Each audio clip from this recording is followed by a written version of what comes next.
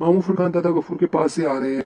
बाबर अली अकबर के जाने के बाद साबरा से मुखातिब हुए। इनका ख्याल है नीलम पर असर है, क्यों मामू? हाँ, ये बात बिल्कुल ठीक है। ये कहकर मामू फुरकान ने दादा गफूर के यहाँ जो कुछ हुआ था और उन्होंने जो कुछ कहा था वो सब पूरी तफसील के साथ दोनों मियाँ बीवी को बता दिया। सारी बातें सुनकर बाबर अली परेशान हो गए, लेकिन साबरा पर इसका कोई असर ना हुआ। उन्होंने कहा, मामू मामू मैं नहीं मानती इस असर वसर को। हाँ, तुम मत मानो, मैं कब कह रहा हूँ कि मानो। तुम्हारे मानने से असर खत्म हो जाता तो शायद मैं इसरार भी करता। मामू फुरकान ने हंसकर कहा, तुम बस इतना करो कि 2-3 दिन अकबर को इससे दूर रखना है, वरना इससे कोई शदीद किस्म का नुकसान पहुंच सकता है। ये कहकर फुरकान मामू ने घड़ी देखी, खासा वक्त हो गया है, मुझे घर पहुंचना है। तुम अब मुझे नीलम के कमरे में ले चलो, मुझे फलीता जलाना है। अच्छा, मैं कमरा खाली कराती हूँ। ये कहकर साबरा कमरे से निकल गई। मामू, ये साबरा अजीब मिट्टी की बनी है, किसी चीज को मानती ही नहीं। बाबर अली ने कहा, भाई तुम्हें तो मानती है, क्या इतना काफी नहीं? मामू फुरकान ने हंसकर जवाब दिया, ये मामू। साबरा ने कमरे में दाखिल होकर कहा। मामू फुरकान नीलम के कमरे में पहुंचे तो साबरा और बाबर अली कमरे से बाहर निकल आए और दरवाजा पैर से बंद कर लिया। कमरे का दरवाजा बंद होते ही नीलम की हालत एकदम बदल गई। अभी वो लजाई शर्माई सी बैठी थी कि दरवाजा बंद होते ही इसने अपना सर उठाया और गुस्से भरी नजरों से मामू को देखा। मामू फुरकान ने इस गुस्से भरी नजरों को नजरअंदाज करते हुए अपनी कोट की जेब से फलीता निकाला। फलीते को देखकर नीलम जोर से हंसी। इसकी आवाज भी बदली हुई थी। मामू फुरकान ने सीधे हाथ में फलीता पकड़ लिया और बाएं हाथ से जेब से माचिस निकालने लगे। अब नीलम ने शर्मो हया को बलाए तक रखकर गुस्से से एक मरतबा फिर मामू फुरकान को देखा और बोली, क्या करता है? ये आवाज नीलम की ना थी, एक मर्दाना आवाज थी। कुछ नहीं, फलीता जला रहा हूँ, मामू फुरकान ने बड़े सुकून से कहा। तुम क्यों नाराज हो रही हो? हो नहीं रही, हो रहा हूँ, नीलम ने फिर करख्त मर्दाना आवाज में जवाब दिया। कौन हो तुम? मामू फुरकान ने दिया सलाई जलाते हुए पूछा। देख फुरकान, हमारे मामले में ना पड़, वरना बहुत पछताएगा, नीलम ने गुस्से से कहा। इसकी नजरें जलती तीली पर थीं, तभी तीली भड़क कर बुझ गई। अच्छा, शोबेबाजी शुरू हो गई। मामू फुरकान ने बुझी हुई तीली को एक तरफ फेंकते हुए कहा, याद रखो मैं अकबर नहीं हूँ। हाँ जानता हूँ, अकबर नहीं है तू, अकबर का दादा है, नीलम ने कहा। तेरे हक में यही बेहतर है कि तू किनारा कश हो जा। मामू फुरकान ने इसकी बात का कोई जवाब न दिया। उन्होंने खामोशी से तीली जलाई और इसके शोले को फलीते के करीब ले आए। तभी तीली बुझ गई। यूं महसूस हुआ जैसे किसी ने फूंक मारकर बुझा दी हो। हालांकि नीलम अपनी जगह से हिली नहीं थी। अच्छा ये बात है, मामू फुरकान को भी गुस्सा आ गया। अब बुझा कर दिखा तो जानू। ये कहकर मामू फुरकान ने माचिस से एक तीली निकाली और इसके मिसाले पर कुछ पढ़कर फूंका। फिर तीली जलाने से पहले बोले, तू कौन है? लेकिन नीलम ने मामू फुरकान के सवाल का जवाब ना दिया। वो बड़ी हैरत से तीली की तरफ देख रही थी। मामू फुरकान ने माचिस पर तीली रगड़ी, शोला भड़का। इससे पहले कि तीली बुझाने की कोशिश की जाती, मामू फुरकान ने फलीते को आग लगा दी। फलीता फौरन जल उठा। मामू फुरकान ने जलते फलीते को नीलम की आंखों के सामने किया और सख्ती से बोले, हाँ अब बता कौन है तू? मैं सैयदपुर का जिन हूँ। फुरकान, मुझसे टक्कर ना ले, मैं तेरी जिंदगी खराब कर दूंगा। नीलम ने कहते हुए अपनी आंखों पर हाथ रख लिया और बेहोश हो गई। फलीता पूरा जल चुका था। कमरे में धुआं ही धुआं था, इतना धुआं कि कमरे से बाहर निकल रहा था। लगता था जैसे कमरे के अंदर आग लग गई हो। मामू फुरकान तब दरवाजे की तरफ बढ़े। क्या हुआ मामू? साबरा की परेशान सूरत नजर आई। कुछ नहीं, एक गिलास में पानी लाओ, मामू फुरकान ने कहा। साबरा जल्दी से पानी लेकर आ गई। बाबर अली कमरे में दाखिल हो चुके थे। उन्होंने देखा कि नीलम बेहोश पड़ी है और कमरे में धुआं ही धुआं भरा है। मामू फुरकान ने साबरा से गिलास हाथ में लेकर कुछ पड़ा, पानी पर फूंके मारी और नीलम के चेहरे पर कई बार छींटे दिए। चंद लम्हों के बाद नीलम ने आंखें खोल दी। हैरान होकर चारों तरफ देखा, फिर फौरन ही उठकर बैठ गई। मामू फुरकान ने गिलास इसकी तरफ बढ़ाया और बोले, लो बेटी पानी पी लो। नीलम ने मामू फुरकान के हाथ से गिलास ले लिया और सदियों के प्यासे की तरह गटगट पानी पी गई। इसका हलक सूख रहा था, जुबान पर जैसे कांटे से चुभ रहे थे। पानी पिया तो कुछ होश बहाल हुए। मुझे कुछ हो गया था क्या? नीलम ने साबरा से पूछा। हाँ बेटी, तुम बेहोश हो गई थी, मामू फुरकान ने कहा। ये कमरे में धुआं कैसा भरा है? अभी निकल जाएगा, तुम परेशान मत हो, मामू फुरकान ने कहा। मामू, अभी आप मेरे कमरे में आए थे, फिर खाला खालू बाहर चले गए थे, इतना याद है। इसके बाद क्या हुआ ये मुझे याद नहीं। मैं बेहोश किस तरह हो गई थी? नीलम परेशान होकर बोली, बस मैं तुमसे कुछ बात कर रहा था कि तुम बात करते करते बेहोश हो गई। मामू फुरकान ने बात टालने के लिए कहा। वो नहीं चाहते थे कि नीलम को अभी से बताया जाए कि तुम पर जिनका साया है। वो हंसते हुए बोले, नीलम तुम परेशान मत हो, मामू फुरकान के होते हुए तुम्हें कोई नुकसान नहीं पहुंचेगा। फिर उन्होंने नीलम के कमरे से बाहर आकर साबरा, बाबर और अकबर के सामने बंद कमरे की रुदात सुनाई। साबरा ने कोई बात पूछना चाहिए तो बाबर अली ने इन्हें डांट दिया। साबरा प्लीज, अब कोई उल्टी सीधी बात ना करना, मामला बहुत संगीन हो गया है। साबरा ने यह सुनकर खामोशी इख्तियार कर ली। जो कुछ उन्होंने फुरकान मामू के मुंह से सुना था, इस पर इन्हें यकीन करने को जी नहीं चाह रहा था, लेकिन हालात ऐसे थे कि यकीन करने के सिवा कोई चारा ना था। मामू फुरकान थोड़ी देर वहां और ठहरे। उन्होंने नीलम का इस्तेमाल शुदा दुपट्टा लिया और घर आ गए। दूसरे दिन वो शाम वलीमे में शिरकत से पहले दादा गफूर के यहाँ पहुंचे। उन्होंने दादा गफूर को नीलम का दुपट्टा दिया और फलीता जलाने से पहले और जलाने के बाद जो कुछ नीलम से गुफ्तगू हुई वो दादा गफूर के गोश गुजार कर दी। दादा गफूर ने फुरकान मामू की एक एक बात गौर से सुनी। मेरा ख्याल था कि वो कुछ वक्त लेगा, लेकिन वो तो फलीता ही देखकर बोल उठा। दादा गफूर ने मामू फुरकान की आंखों में देखते हुए कहा, तो वो सैयदपुर का जिन है, नाम नहीं बताया इसने? नहीं, मामू फुरकान ने कहा। नाम पूछने से पहले ही वो नीलम का जिस्म छोड़ गया। फुरकान, कुछ करना पड़ेगा भाई, दादा गफूर ने फिक्रमंद होकर कहा, नहीं तो वो लड़की को तबाह करके रख देगा।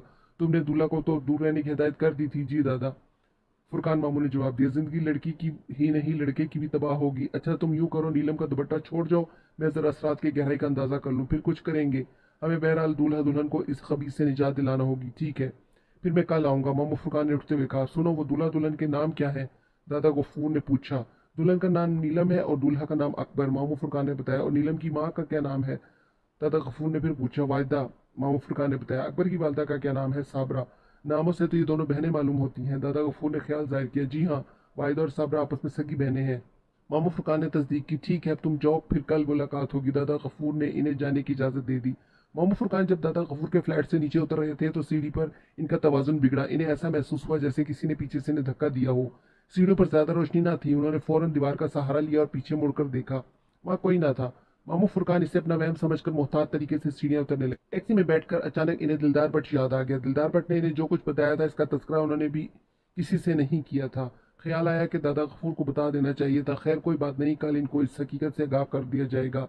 वलीमा राशिद मिनास में बने एक शादी हॉल में था। फुरकान मामू ने घड़ी देखी और अंदाजा लगाया कि अभी ये लोग शादी हॉल पर नहीं पहुंचे होंगे, लिहाजा उन्होंने सोचा कि घर ही चला जाए। घर पहुंचे तो मामू फुरकान को मालूम हुआ कि लाहौर से भी मेहमान पहुंच चुके हैं।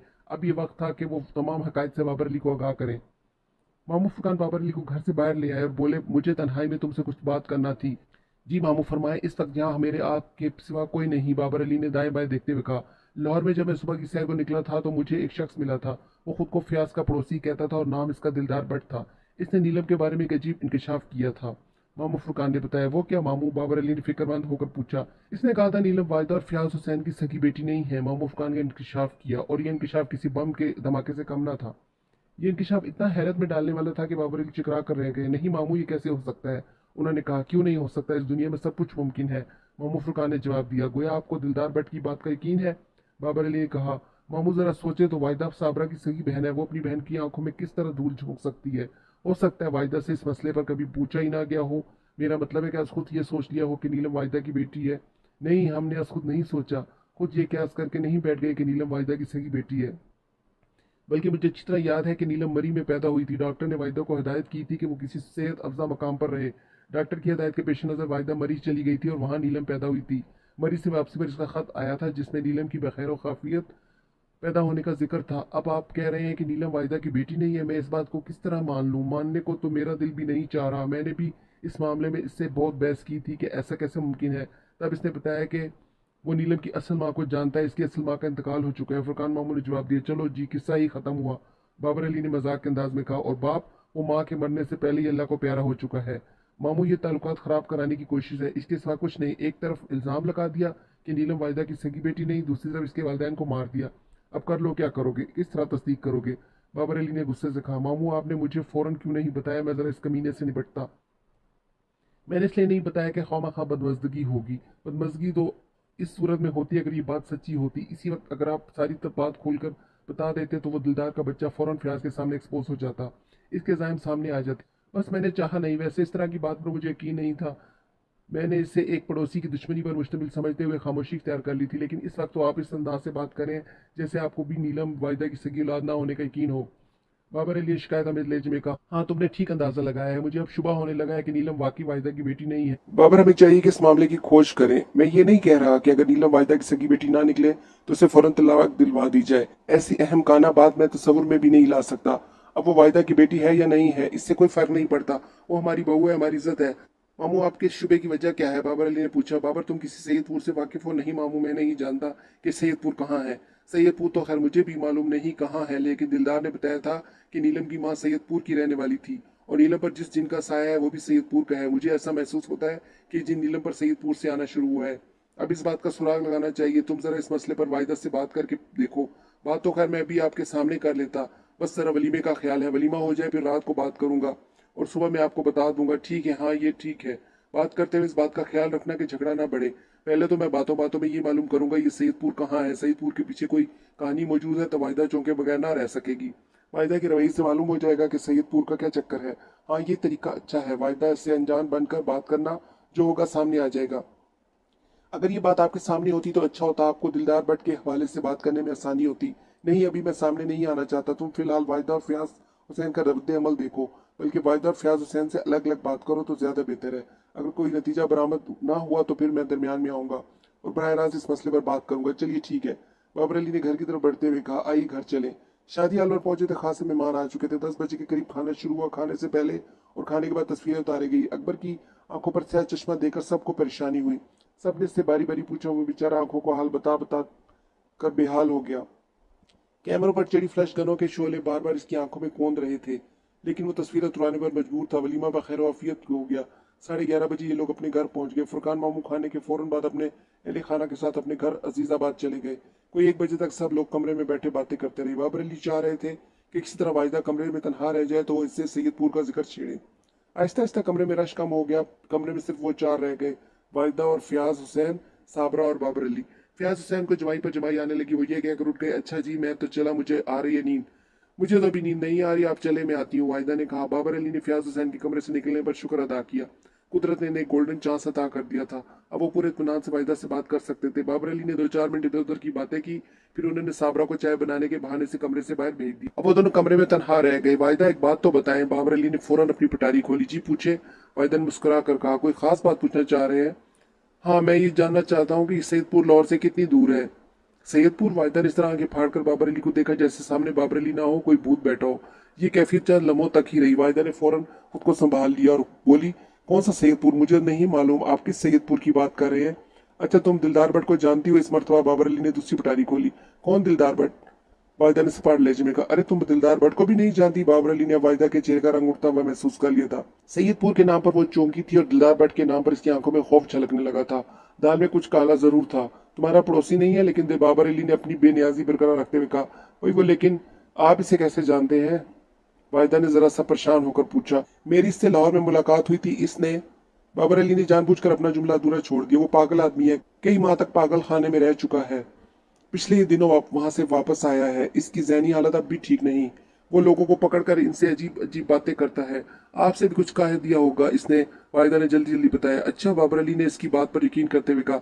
वैसे मुझसे इसने बड़ी दिलचस्प बात कही। वो क्या? वाजिदा के चेहरे पर फिर हवाइयां उड़ने लगी। इसने मुझे बताया कि नीलम तुम लोगों की सगी बेटी नहीं है। बाबर अली ने वाजिदा को बगौर देखते हुए कहा। इतने में साबरा चाय की ट्रे हाथ में लिए अंदर दाखिल हुई।